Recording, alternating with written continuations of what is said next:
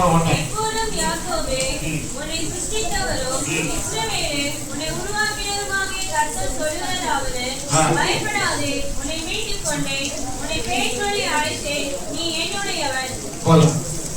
இந்த வசனத்துல நம்ம இருந்து நம்முடைய வார்த்தைகளை கேட்டிருக்கிறோம். ஆண்டவராய் தேவன் இஸ்ரவேல் ஜனங்களை இந்த வனாந்தரத்தில் கொண்டு வரும்போது அவர்களுக்கு எதிராக கவனிக்கணும், தயவு செய்து கவனிக்கணும். அவர்களுக்கு எதிராக பல ராஜாக்கள் யுத்தத்துக்கு வந்தாங்க.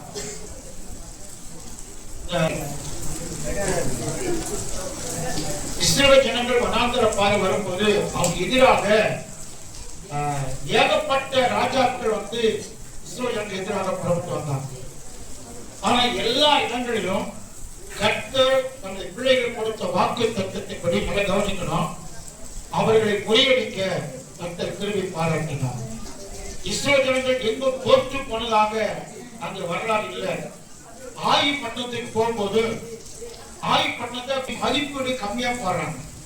ஆய்வு பண்ண சின்ன பட்டணம், நம்ம போனா ஒரு 3000 பேர் போனா அந்த பட்டணம் ஜெயிச்சிடலாம் அப்படின்னு சொல்லிட்டு சொல்றாங்க. அப்ப 3000 பேர் போறாங்க. போன யுத்தத்துக்கு போற இடத்துல இவங்க ஆட்களை கிட்டத்தட்ட 26 பேர் இறந்துடுறாங்க. இவங்க ஆட்களை இஸ்ரவேல் ஜனங்கள். அப்ப யோசுவா வந்து கதற, ஆண்டவர் எங்களுக்கு ஏன் இப்படிப்பட்ட தோல்வி வந்தது, இதுக்காகவா எங்களை அந்த எகிப்திலிருந்து கொண்டு வந்தீங்க அப்படின்னு அவர் கதறாரு. ஆண்டவர் பாதத்தில் விழுந்து கிடக்கிறார், தண்ணி வடிக்கிறார். இதை பத்தி ஆண்டவர் அவங்களுக்கு ஆலோசனை கொடுக்கிறாரு. இந்த தோல்விக்கு என்ன காரணம் அப்படின்னா அந்த காரணத்தை சொல்றாரு. அந்த காரணமான காரியம் எடுக்கப்பட்ட பிறகு இவங்க அதே ஆய்வுப்பட்டது போய் ஜெயிக்கிறாங்க. அதை சொல்லுங்க. இப்படி வரும்போது ஆண்டவர் சொல்றாரு, அந்த முதல் வார்த்தையில் என்ன சொல்றாரு, அந்த ஏசாயா 43ல அந்த முதல் வார்த்தை, இப்போது யாக்கோபே, உன்னை சிருஷ்டித்தவரும் இஸ்ரவேலே, உன்னை உருவாக்கினவருமாகிய கர்த்தர் சொல்லுகிறதாவது. அதே சொல்லுங்க. அப்போ கர்த்தர் ஒரு வார்த்தை நமக்கு கொடுக்கணுமே ஒழிய மனுஷ வார்த்தை நம்மளை ஆறுதல் படுத்த முடியும். கர்த்தர் வார்த்தை சொன்னாதான் நமக்கு ஒரு தைரியம் வரும், உற்சாகம் வரும். அடுத்த கட்டம் நம்மளுடைய வாழ்க்கை எப்படி தொடங்கணும் என்ற ஒரு திட்டங்களை கர்த்தர் கொடுப்பார். மனுஷர் வந்து ஆலோசனை சொல்லுவாங்க, பல வகையில் நமக்கு கூட இருக்கிற மாதிரி சொல்லுவாங்க. ஆனா அடுத்த வினாடி அடுத்த நாள் காலவாரி விட்டு போயிடுவாங்க, எல்லா அட்ரஸ் எல்லாம் போயிடுவாங்க. இதான் உலகம். ஆனா ஆண்டவர் பார்த்தீங்கன்னாக்கா ஆபிரகாம் கொடுத்த வாக்கு தத்தம் கவனி எல்லாரும் தயவு செய்யும். ஆபிரகாம் கொடுத்த வாக்கு தத்தத்தை இஸ்ரவேல் ஜனங்களுக்கு சொந்தமாக்கிறது அல்லாமல் அந்த வார்த்தை இன்னைக்கு பிரஜாதி மக்களாகிய நமக்கும் இயேசு கிறிஸ்து மூலமாக அந்த வார்த்தை நமக்கு சொந்தமாக்கப்பட்டிருக்கிறது. இதை சொல்லுங்க. அந்த வார்த்தை சொந்தமாக்கப்படும். அந்த வார்த்தையினால் தான் இன்றைக்கு நாம் என்ன செய்யறோம், ஆண்டவரை ஆராதிக்க சபைக்கு வருவோம். ஆகவே ஆண்டவர் சொல்ற வார்த்தை, அந்த வார்த்தையில பயப்படாத என்ற வார்த்தையை குறித்து அந்த சொல்ற முதல் வார்த்தை, அந்த வசனத்துல ஒரு 4 வார்த்தைகளை குறித்து பார்க்கிறோம். அதுல பயப்படாது என்ற வார்த்தை குறித்து நம்ம தியானிக்க போறோம். இந்த வருஷத்துல கவனிக்கணும், இந்த வருஷத்துல இந்த ஆண்டுல நமது வாழ்க்கையில எந்த மனிதர்களும் எத்தனை பேர்கள் நம்மோடு கூட வருவார்கள், நம்மோடு கூட இருப்பார்கள் என்று யாரும் முடிவாக இறுதியாக உறுதியாக கணிக்க சொல்ல முடியும். எந்த மனிதர்களும் எங்க உலகத்துல உறவுகளோ நண்பர்களோ சொந்தங்களோ அந்நியர்களோ யாரா இருந்தாலும் இந்த வருஷத்துல கடைசி வரலும் நம்மோடு கூட வருவாங்க என்று யாரும் கணித்து சொல்ல முடியாது. ஏன் அப்படின்னா இன்னைக்கு உலகத்தினுடைய சூழ்நிலைகள் அப்படி இருக்கு. அவங்க தன் வாழ்க்கையை பார்த்தாலே போதும், அடுத்த விஷயம் தலையிட முடியாத நிலைமை இருக்குது. அடுத்த விஷயத்துல எந்த விஷயத்தையும் ஒரு உடன்பட முடியாத நிலைமை இருக்குது. ஏன் தெரியுமா, தன்னலம் நிறைந்த இந்த உலகம், தன்னலம் நிறைந்த சொல்ல மாட்டீங்களா, தன்னலம் நிறைந்த உலகம். இப்படிப்பட்ட உலகத்துல கால சூழ்நிலைகள் மாறிக்கொண்டே இருக்கிறது. கால சூழ்நிலை மாறிக்கொண்டு இருக்கிறது. எல்லாமே நமக்கு ஏற்றதாக இருக்கும் என்று நாம் எளிதாக கணிக்க முடியாது. எந்த உறவுகளும் நம்மை தைரியப்படுத்தவோ நமக்கு ஆறுதல் சொல்லவோ கடைசியில் நம்முடன் இருப்பது இல்லை, இருக்கவும் முடியாது. ஆனா ஆண்டவர் நமக்கு இவைகள் மத்தியில தான் தமது வார்த்தையை நமக்கு கொடுக்கிறார். அல்லேலூயா. எதை குறித்தும் கலங்க வேண்டிய அவசியம் இல்லை. இந்த ஆண்டு எப்படி இருக்கும் அப்ப நம்ம நினைச்சு பார்க்க வேண்டிய அவசியம் இல்ல. என்ன நடக்குமோ அது நடக்கும்.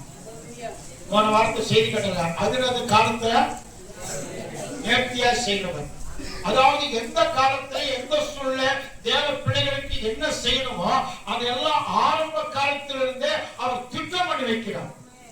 சொல்லுங்க, என்ன தெரிந்து கொண்டார்னா, என்னை பிரித்து எடுத்தார்னா, என்னை எதற்காக பிரித்து எடுத்தார், ஏன் ரட்சித்தார், எதற்காக இந்த சபையை கொடுத்தார், எல்லாமே ஆரம்பத்துல அவர் தீர்மானம் பண்ணி வைத்த போது அந்த தீர்மானத்தின்படி காலங்கள் நிறைவேறும் போது எப்படி இயேசு கிறிஸ்து இந்த பூமியில பிறந்தாரோ அதுபோல இந்த ஊழியத்தின் பாதையில காலங்கள் நிறைவேறும் போது கர்த்தர் தாம் செய்ய நினைத்தது தடைபடாதபடிக்கு செய்து கொண்டிருக்கிறார். அதை சொல்லுங்க, அவர் செய்ய நினைத்த காரியம் தடைபடாது. ஏன் தெரியுமா?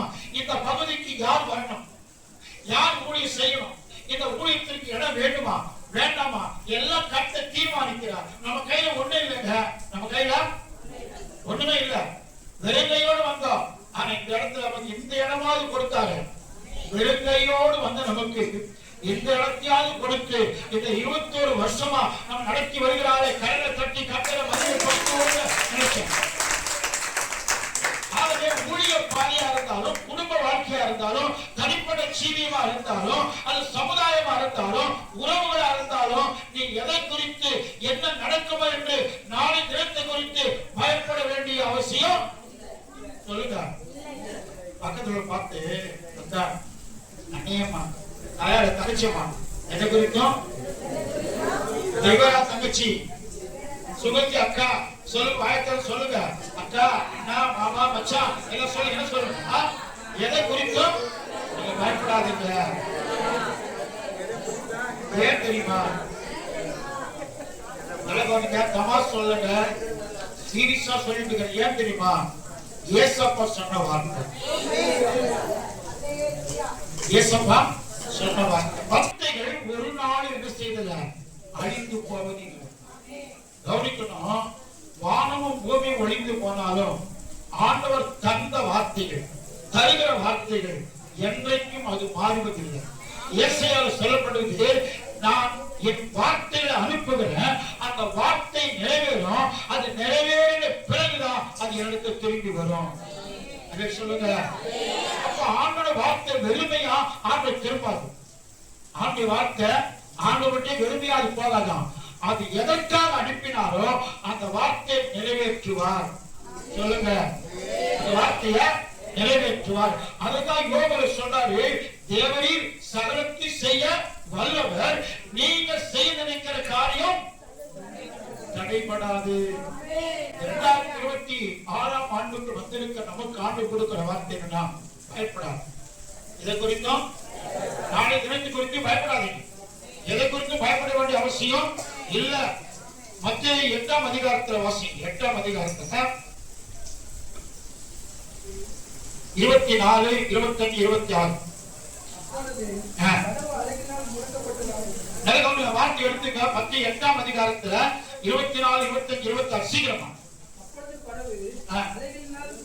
அப்பொழுது படகு அலைகளால் மூழ்கடிக்கப்பட்ட போது உண்டாயிற்று. சீக்கிரம் அவரை எழுப்பி, ஆண்டவரே, எங்களை ரட்சியும், மடிந்து போகிறோம் என்றார்கள். அதற்காக அற்ப விசுவாசிகளே ஏன் பயப்படுகிறீர்கள் என்று சொல்லி எழுந்து காற்றையும் கடலையும் அதட்டினார். உடனே மிகுந்த அமைதல் உண்டாயிற்று. அல்லேலூயா. 2026ஆம் ஆண்டுல நம்ம வாழ்க்கையில புயல் வராது. சொல்ல முடியுமா? சொல்ல முடியாது. புயல் வரும், காற்று கொந்தளிக்கும், எதிர்ப்பு வரும், பிரச்சனை வரும். எதை குறித்து பயப்பட வேண்டிய அவசியம் இல்ல. அதை சொல்லுங்க. அதாவது உலக மக்கள் மத்தியில் பிரச்சனை வந்தா வாழ்க்கை அமர்ந்து போறது உண்டு, நஷ்டப்பட்டு ஏமாந்து போறது உண்டு. நம்ம வாழ்க்கையில நம்ம விழுந்தாலும் எழுந்திருக்க முடியும். நம்ம வாழ்க்கை அழிந்து போறதா இருந்தாலும், படகு மூழ்கி போறதா இருந்தாலும், அந்த படகுல கர்த்தர் மாலுமியா இருப்பாரானால் நீ பயப்பட வேண்டிய அவசியம் இல்ல. ஒரு வாழ்க்கையில, ஒரு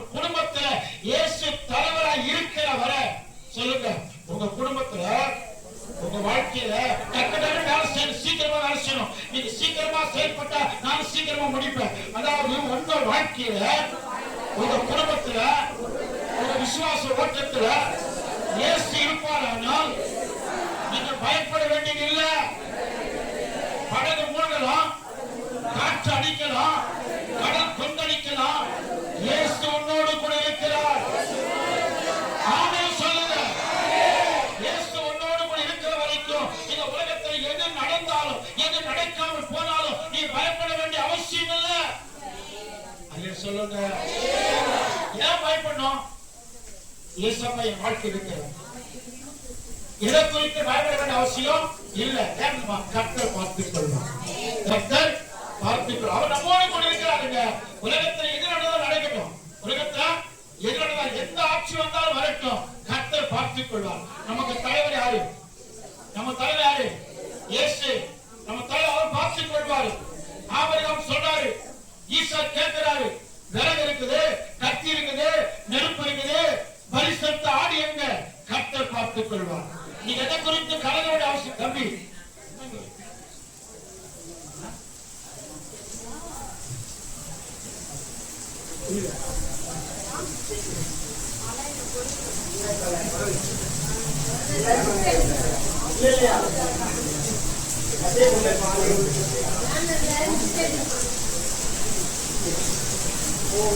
சரி போட்டு அதெல்லாம் விட்டு மெசேஜ் கேட்பேன். அதாவது பேனர் விட்டு வாக்குத்தத்தம் பைபிள் இருக்குங்க, அதை பாருங்க. பேனர் இல்லைன்னா கூட பரவாயில்ல, அதை விட்டுருங்க. இங்க பாருங்க, எந்த சூழலிலும் நம்முடைய ஆண்டவர் நம்மோடு கூட இருப்பாரானால் நாம் இந்த உலக காரியங்கள் குறித்து, மனிதர்கள் குறித்து, சூழ்நிலை குறித்து, சொந்த பந்தங்கள் குறித்து, எதிர்ப்புகள் குறித்து, போராட்டங்கள் குறித்து, பலவிதமான பலவீனங்களை குறித்து, வியாதிகளை குறித்து நாம் பயப்பட வேண்டிய அவசியம் இல்லை. காரணம், யோபு சொன்னாரு, என்னை கொன்று போட்டாலும், சொல்லுங்க, என்னை கொன்று போட்டாலும் அவர் மேல் நம்பிக்கையா இருக்கிறேன். நான் சோதித்த பிறகு சொத்த பொன்னாய் விளங்குவேன். விசுவாச மக்கள் வாழ்க்கையை கவனிங்க தயவு செய்து. நீங்க பாருங்க, கடல்ல போயிட்டு இருக்காங்க, கடல் கொந்தளிக்குது, படகு மூழ்குது.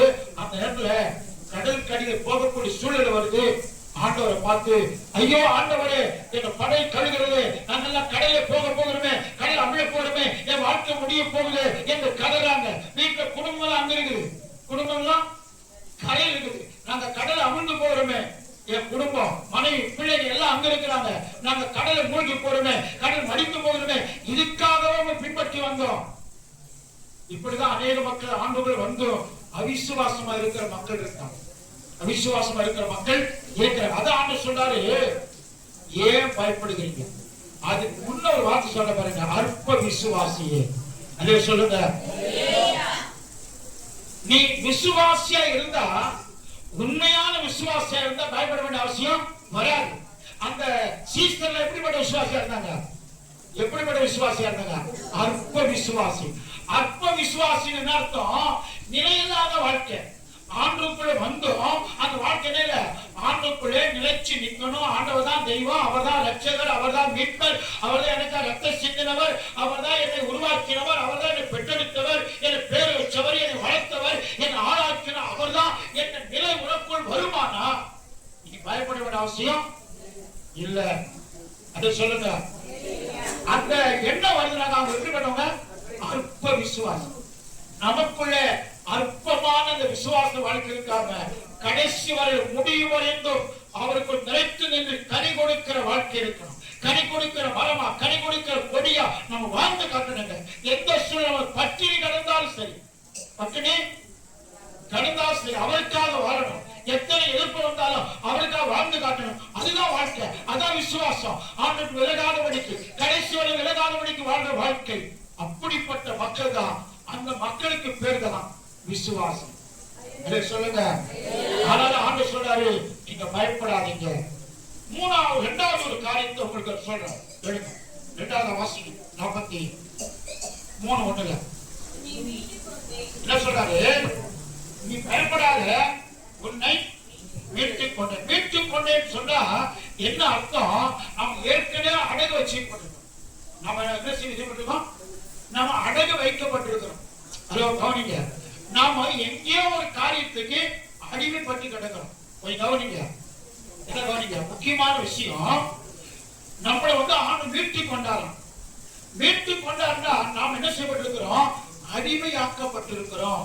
அப்ப அடிமைத்தனத்திலிருந்து ஆண்டவர் நம்மை மீட்கிறார். எதுக்கு அடிமைப்பட்டிருந்தோம்? ஏன் அடிமைப்பட்டிருந்தோம்? பாருங்க, தேவனை அறிந்தோம், தேவனை அறியாதபடிக்கு. ரோமர் 1ஆம் அதிகாரத்துல சொல்லப்பட்டு பாருங்க, 1ஆம் அதிகாரம் 21ஆம் வசனம். ரோமர்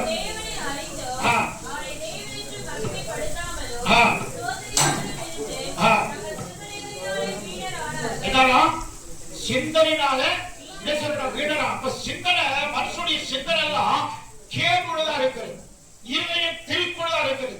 சிந்தனையினால அவங்க கெட்டு போனாங்க, சிந்தனால கெட்டு போனாங்க. கெட்டு போனதும் இல்லாம இன்னொரு வசனத்தை சொல்ல பாருங்க, எபேசியர் 2ஆம் அதிகாரத்துக்கு வாங்க.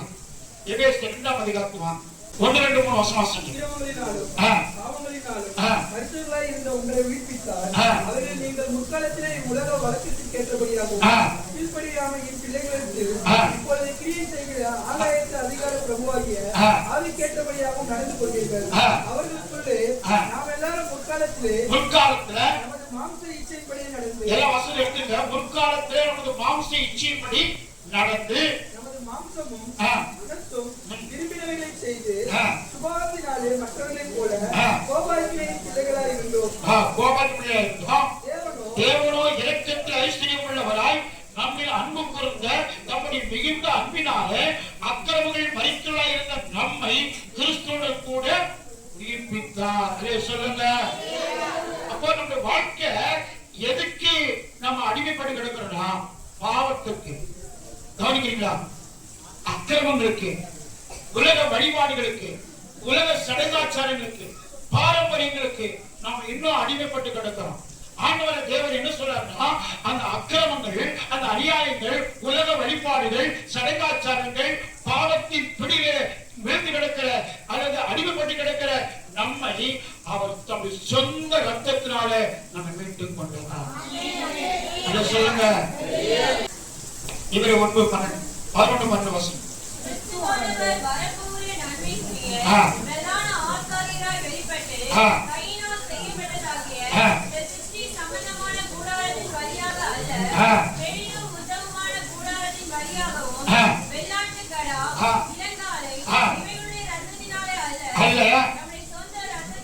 தம்முடைய சொந்த ரத்தத்தினாலும், கவனிங்க, இயேசு கிறிஸ்து தம்முடைய சொந்த ரத்தத்தினாலும் ஒரே தரம் மகா பரிசுத்தலத்தில் பிரவேசித்து நித்திய மீட்பை அல்லது நித்திய விடுதலையை நமக்காக உண்டு பண்ணினார். அதை சொல்லுங்க. கர்த்தரை மகிமைப்படுத்துவோம். அப்படி சொந்த ரத்தத்தினால நம்ம என்ன செய்தாராம்? மீட்டுக் கொண்டார், நம்ம விடுவித்தார். எதிலிருந்து? அடிமைத்தனத்தின் முகத்திலிருந்து, பாவப்பிடியிலிருந்து, அக்கிரமத்தின் கட்டுகளிலிருந்து நம்ம விடுதலையாக்கி நம்ம மீட்டுக் கொண்டார். எதனால மீட்டுக் கொண்டார்னா? ஒரு சொந்த ரத்தத்தினால. அல்லேலூயா. இன்னொரு வசனத்தை உங்களுக்கு சொல்ல பாருங்க, 9, 13 வசனம். 13, 14.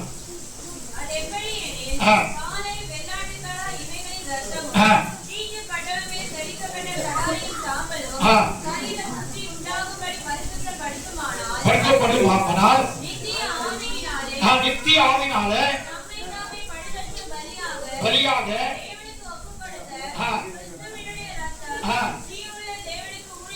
செய்வதற்கு மனசாட்சியை செத்த கிரிகள சுத்திகரிப்பது எவ்வளவு நிச்சயம். வேதம் சொல்லி ஒன்றியமான சொல்வது, இயேசு கிறிஸ்துவின் ரத்தம் சகல பாவ நீக்கி நம்மை சுத்திகரிக்கும். பாருங்க, இயேசு கிறிஸ்துடைய ரத்தத்தால விலைக்கிரயமாய், ஒன்று குறை சொல்லப்படுவது, விலைக்கிரயமாய் நாம் ரட்சிக்கப்பட்டோம், கொல்லப்பட்டோம், அது மீட்கப்பட்டோம். அந்த மீட்பு இயேசு கிறிஸ்து ரத்தத்தாலே நமக்கு உண்டாகிறது. அதை சொல்லுங்க. இன்னொரு வசனத்தை உங்களுக்கு சொல்றேன். அதாவது கொலேசியர்ல 1ஆம் அதிகாரம் 12, 13, 14 வசனம். கொலேசியர் பரிசுத்தமுடைய சுதந்திரத்தில் பங்கடைவதற்கு நம்மை தகுதி உள்ளவர்கள் ஆக்கினவரும் இருள் அதிகாரத்திலிருந்து விடுதலையாக்கி கார்த்திகர் தமது அன்பின் குமார் ராஜ்யத்திற்கு உட்படுத்தினவருமாக இருக்கிற சோத்தரிக்கிறோம். அவருக்குள் ரத்தத்தினால பாவ மன்னிப்பாக மீட்பு நமக்கு உண்டாயிருக்கிறது. கரணை தட்டி கர்த்தரை மகிமைப்படுத்துங்க. சொல்றாரு, உங்களை மீட்டுக் கொண்டு.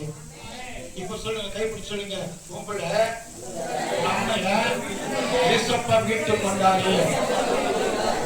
ஒருத்தர் கேளுங்க, எப்படி மீட்டுக் கொண்டாரு கேளுங்களேன். ஏசப்பாவுடைய ரத்தத்தால உங்களையும் என்னையும் ஏசப்பா மீட்டுக் கொண்டாரு. சந்தோஷமா சொல்லுங்க, அலையா சொல்லுங்க.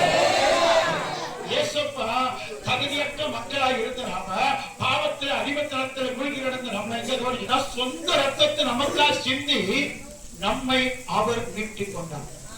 அதை சொல்லுங்க. இப்போ ஒரு வேலைக்காரன் ஒரு வீட்டுல வேலையாளா இருக்கிறோம், அடிமைத்தனத்தில் இருக்கிறோம். இஸ்ரேல் ஜனங்களே வேலையாட்கள் நிறைய பேர் இருக்காங்க அடிமைத்தனத்தில். ஆனா இதுக்கு இவங்க எல்லாம் வாங்கும்போது எப்படிதாங்க அடிமையா தான் வாங்காங்க. ஆனா இஸ்ரேல் ஜனங்களே அடிமையா இருக்கிற மக்கள் எல்லாம் ஒரு 50 வருஷம் செய்யணும், அவங்க அடிமையா வாழணும். 50 வருஷம் முடிஞ்சோன்னா அவங்க விடுதலை ஆக்கணும். அந்த விடுதலை வருஷத்துக்கு பேர் தான் யூபிலி ஆண்டு. என்ன ஆண்டு பேரு? யூபிலி ஆண்டு. அந்த யூபிலி ஆண்டு கணக்கு வச்சுதான் இன்னைக்கு பெந்தகோஸ்தே நாள் வந்தது, 50வது நாள். அந்த 50 நாளுக்கு இயேசு கிறிஸ்து மரித்து உயிர் தெரிந்தது 50வது நாள். அறிக்கணும். ஆகவே நாம் எல்லாரும் ஒரு காலத்துல ஒரு காரியத்திற்கு அடிமைப்பட்டு கிடந்தோம். ஆனா இயேசு வந்த பிறகு நமக்கு ஒரு விடுதலையை கொடுத்தார். ஒரு மீட்பை, நமக்கு ஒரு சுதந்திரத்தை ஏற்படுத்தி கொடுத்தார். சிறையில் இருக்கிற கைதிய விடுதலை ஆகிட்டோம், எப்படி வருவான்? வரைக்கணும். அந்த மாதிரி நாம பாவத்துல அக்கிரமத்தை சிறையில கடந்தோம். எங்க கடந்தோம்? சிறையில கடந்தோம். ஏசப்பா நம்மை தேடி வந்தாரு. சொல்லுங்க, ஏசப்பா நம்மள தேடி வந்தாரு. சிறையிலிருந்து பாவத்திலிருந்து நம்மை விடுதலை ஆக்கினார்.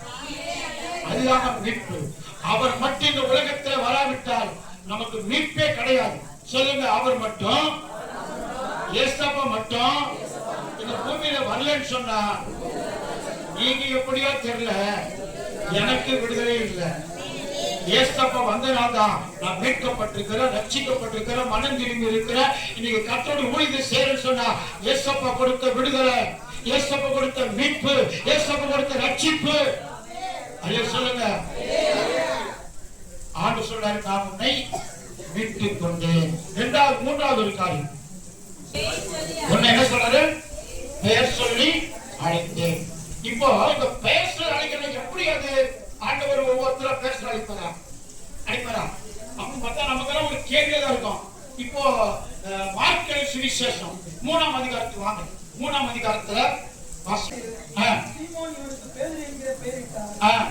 செபதேயின் குமாரனாகிய யாக்கோபு, யாக்கோபின் சகோதரனாகிய யோவான், இவ்விருவரும் இடிமுழக்க மக்கள் என்று அர்த்தம் கொள்ளும் அவருக்கு பேரிட்டார். பெவர்னோஸ் என்று பேரிட்டார். இந்திரேயா, பிலிப்பு, பர்தலமேயு, மத்தேயு, தோமா, அல்பேயின் குமாரனாகிய யாக்கோபு, ததேயு, கானானியனாகிய சீமோன், அவரை காட்டிக் கொடுத்த யூதாஸ் காரியத் என்பவர்களே பின்பு வீட்டுக்கு போனார்கள். அங்கே அவர்கள் சாப்பிடுவதற்கு சமயமில்லாத போது மேட்ட முடிஞ்சு அவ்வளவுதான். அதான் என்னக்கா, இவங்க எல்லாரையும் பேச அழைக்கிறாரு. இப்ப இயேசுவோட கூட இந்த 12 பேர் தான் வந்தாங்களா? இயேசு ஊழியத்துக்கு போயிட்டு இருக்காரு. நல்ல கவனிங்க. இயேசு ஊழியத்துக்கு போகும்போதும் அநேக ஆயிரக்கணக்கான மக்கள் வந்தாங்க. அதுக்கு உதாரணம் 5 மீன்களை 2 அப்பங்களை 5000 புருஷர்கள் கொடுத்தாங்க. அப்ப 5000 புருஷன் சொன்னா அப்புறம் ஸ்திரீகள், பிள்ளைகள் எல்லாம் இருந்திருப்பாங்க. ஏறக்குறைய 10,000 பேருக்கு மேல அந்த உணவு சாப்பிடுவாங்க. அப்ப 10,000 பேருக்கிட்ட யாரை பின்பற்றி வராங்க? இயேசு பின்பற்றி வராங்க. அந்த 10,000 பேர்ல இயேசப்பா முதல்ல தெரிந்து கொண்டாருன்னா 12 பேர். பேச அழைத்தது 12 பேர். அது போதாங்க, உங்களை என்னையும் ஆண்டவர் தேவன் அழைத்திருக்கிறார். தாயின் கற்புக்கு உருவாக்கப்பட்ட எரேமியா புஸ்தகம் 1ஆம் அதிகாரம்.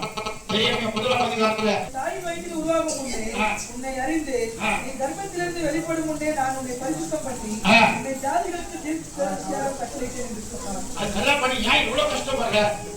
ஜெபம் பண்ற மாதிரி கஷ்டப்படுற மாதிரி, வாசிக்கும் போது கஷ்டப்படுறிய? நீ என் தாயின் கற்பத்தில் இருக்க மாட்டேன், உன்னை பேர் சொல்லி உன்னை பிரித்தெடுத்த, உன்னை அழைத்த, நீ பிறக்கும் போது உன்னை பரிசுத்தப்படுத்தின. சொல்லி நல்ல வாசி. நான் உன்னை தாயின் வயிற்றில் உருவாகும் முன்னே உன்னை அறிந்தேன். நான் உன்னை தாயின் வயிற்றில் உருவாகும் முன்னே உன்னை அறிந்தேன். அறிந்தேன். நீ கர்ப்பத்திலிருந்து வெளிப்படும் முன்னே வெளிப்படும் முன்னே நான் உன்னை பரிசுத்தப்படுத்தினேன், ஜாதிகளுக்கு தீர்க்கதரிசியாக கட்டளையிட்டேன். நல்ல கவனிங்க. ஆண்டவர் நம்மளை எல்லாம் அழைத்து, எப்படி அழைத்து? பேர் சொல்லி அழைத்து நம்ம எல்லாம் தீர்க்கதரிசிகளாக வைக்கிறார். அதை சொல்லுங்க. ஏன் நம்மளை அழைக்கிறார் பேர் சொல்லி? அதான் பெரிய கேள்வி. ஏன் அழைக்கிறார்? அதே மார்க்கு 13ஆம் அதிகாரத்துல அதுக்கு மேல 3ஆம் அதிகாரம் 15 வருஷம் அதுக்கு மேல வாங்க.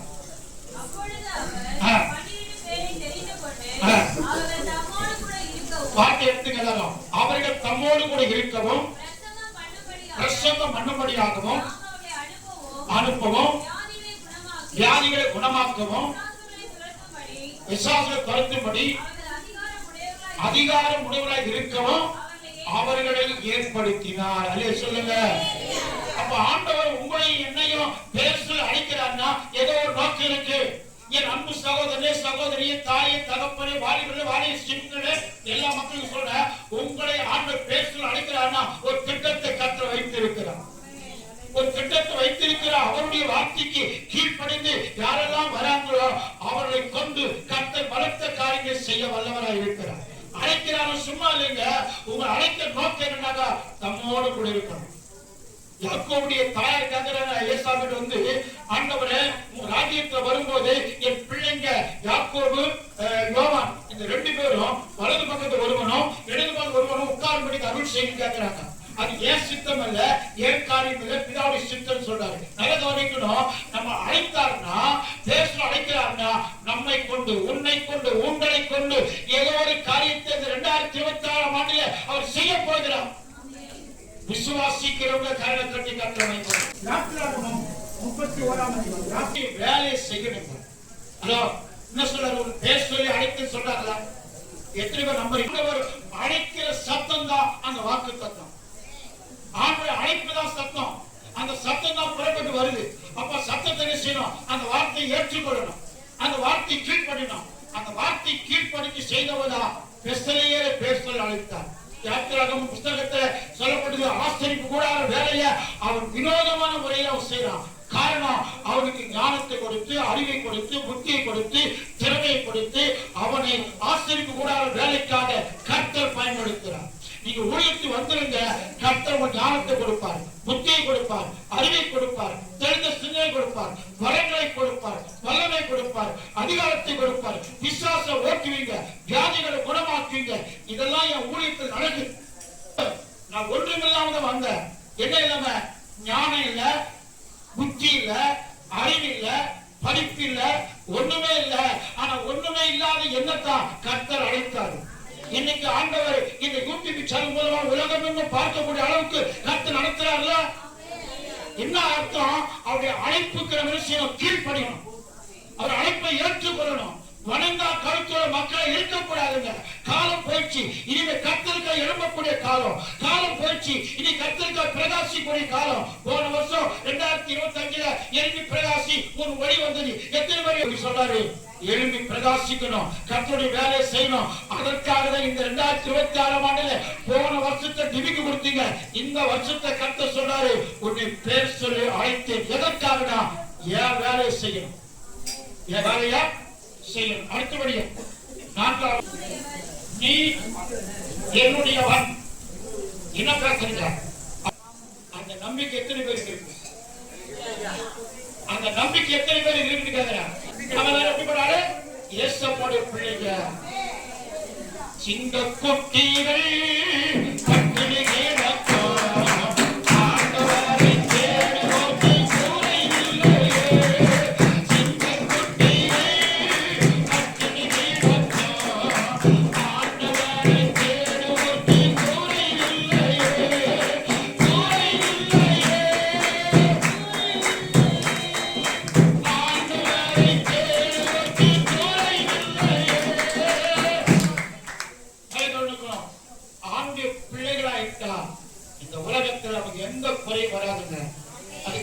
சாட்சி. என் வாழ்க்கையில் எந்த குறை இல்லாதபடிக்கு நடத்துறாருங்க. என்ன போஷிக்கிற ஆண்டவருக்கு உங்களை போஷிக்க மாட்டாரா? என்னை உயர்த்தி வச்சு அழக பார்க்கிற ஆண்டவரு உங்களை உயர்த்த மாட்டாரா? என்ன பஞ்சாயத்து நடக்குது.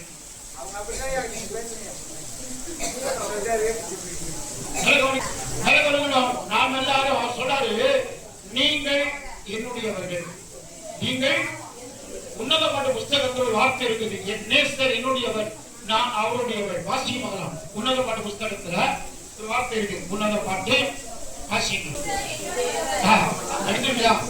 அவர் சொல்றாரு, என் நேசர் என்னுடையவர், நான் அவருடையவர்.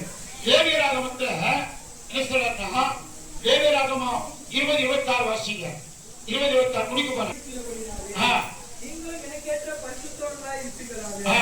நீங்கள் என்னுடையவர்களாய் இருக்கிறபடிக்கு, வார்த்தை கொடுக்கணும், நீங்கள் என்னுடையவர்களாய் இருக்கும்படிக்கு உங்களை இந்த ஊரில் இருக்கிற ஜனங்களை விட உங்களை பிரித்தெடுத்தேன். சொல்லுங்க, நீங்க யாரா இருக்கணும்? இயேசுவோட பிள்ளையா எப்ப இருக்கணும்? மரணம் நம்மை சந்திக்கிற வரை இருக்கணும். இருக்கணும், மரணம் நம்ம சந்திக்கிற வரை. அப்படி ஆன சொல்றாரு, வெளிப்படை விஷயம் சொல்றாரு, மரணம் வருது உண்மையாயிரு. யாரு? இயேசுவோட பிள்ளைங்க மரணம் வரைந்த இயேசுவோட பிள்ளைகளாக வாழ்ந்து காட்டணும். அதான் வாழ்க்கை. இடையில ஓடுறது, தாவுறது, அங்க இங்க போறது, கைமாறி போறது, திரும்பி பாக்குறது, பின்னிட்டு பாக்குறது, அதெல்லாம் இருக்கக்கூடாது. இயேசு பிள்ளைங்க கடைசி வரையிலும் அவருடையவர்களா இருக்கணும். என் ஜனங்கள், அவர் சொல்ற என் ஜனங்கள் ஒருபோது வெட்கப்பட்டு போவதில்லை. எரேமியா 32 சொல்றாரு, யோவேல் 2ஆம் அதிகாரம் சொல்றாரு, என்ன சொல்ற? என் ஜனங்கள் ஒருபோது வெட்கப்பட்டு போவதில்லை. என் ஜனங்கள் என்று அவர் சொல்றாரு. இப்ப நாம சொல்லலாமா? என் தகப்பன் அவர் சொல்றாரு, என்ன சொல்றாரு? என் ஜனங்கள் சொல்றாரு.